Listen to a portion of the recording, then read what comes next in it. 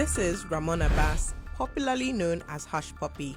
He's a Nigerian influencer known for posting photos and videos of his expensive lifestyle on Instagram, where he has 2.5 million followers, and on Snapchat, where he had over 1 million subscribers. $40 million in cash, 13 luxury cars worth $6.8 million, 21 computers, 47 smartphones, and the addresses of nearly 2 million alleged victims. This was what was recovered by the Dubai police when he was arrested in June 2020. He was then taken to the United States of America by the FBI, where he remains. Court documents from the US, where he pleaded guilty to money laundering in April this year, revealed his involvement in a clandestine criminal operation that made the FBI tag him as one of the most high-profile money launderers in the world. His targets allegedly included a US law firm, a foreign bank, and an English Premier League club. Well, Ramon Abbas is a high-level member of a transnational criminal enterprise out of West Africa that he and his group are responsible for millions and millions of dollars worth of fraud, which is known within the FBI as the business email compromise.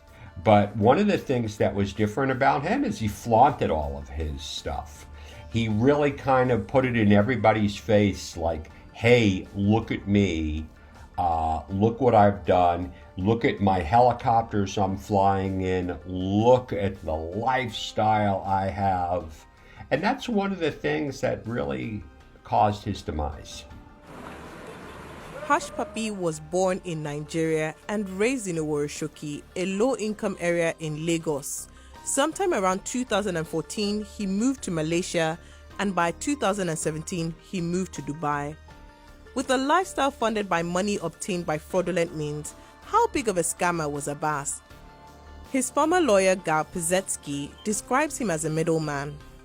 When you look at the bottom line here, as far as what Ramon is charged with or has allegedly done, and to what he pled guilty to, when you look at it specifically as to him, Ramon was not that big money launderer that the newspapers or the government has made him to be, in my opinion.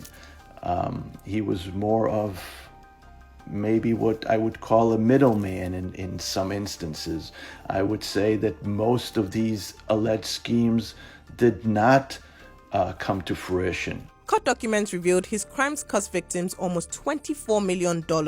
They revealed a scheme to steal more than $1.1 million from a business person funding a children's school in Qatar and laundering of illicit funds in banks all over the world. In the early 2000s, when Hushpuppi was a young man, there was the explosion of internet cafes across Nigeria. Young people flocked to these cafes as a source of entertainment. Not too long after, reports of cybercrime started to emerge as young men in chat rooms illicitly obtained money from the friends they made. Cybercrime expert Dr. Adedeji Oyenuga has studied these men and their crimes. Cybercrime is evolving every time because when a particular technique is popular, the law enforcement will be trying to track down that particular technique, and then they discard it and look for another. They always come up with newer techniques. For example, when they realized that they could be tracked on their laptops, they came up with the idea of VPN. And when they realized that even some VPNs can be busted, they came up with the idea of buying logins from the dark web. One of the techniques Hushpuppi used to successfully obtain money from his victims was via business email compromise. This is what it is. So business email compromise is a type of scam that targets companies and organizations for financial gain or data theft. Cyber criminals, they will typically compromise or spoof a legitimate email account and then send fraudulent emails to an addressee requesting transfer of funds or sensitive data, and they normally try and add some urgency to it as well. So, they will put some other information in there to make you think, all right, this is urgent, I've got to act now. So it puts a bit of pressure on the person receiving that email. They'll also quite carefully craft some of these emails as well. So they will be using things that they may have taken off social media about the person they've sent the email to. So they will seem quite legitimate. According to an FBI report released in 2020, over $1 billion was lost by victims of business email compromise. According to a lot of reports and according to Cybersecurity Ventures, the cybercrime problem globally has grown from a $3 trillion problem to a $6 trillion problem. This is from 2015. Now just think about how big that is, and the problem continues to get worse. Because a lot of the fraud going on is impacting senior citizens, it's impacting small businesses. I've seen church and nonprofit organizations destroyed by these enterprises. What we've seen specifically in Africa is a very steep upward curve over the last sort of 5 to 10 years of connectivity.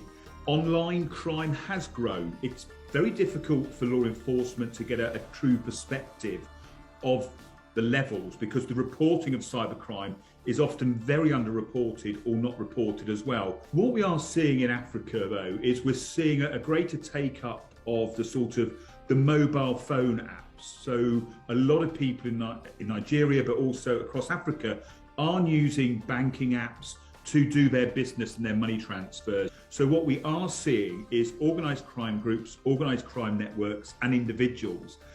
They may have some skills, they may have some ability within being able to get into systems. Nigeria is listed by the FBI as the 16th worst country affected by cybercrime. In a recent research by cybersecurity company Agari, it found that 50% of all BEC attacks originate from Nigeria. Meanwhile, Hushpuppi is looking at a prison sentence of up to 20 years. He's due to appear in a Californian court in October. Law enforcement agencies hope that such high-profile arrests of Hushpuppi and his accomplices will deter other cybercriminals.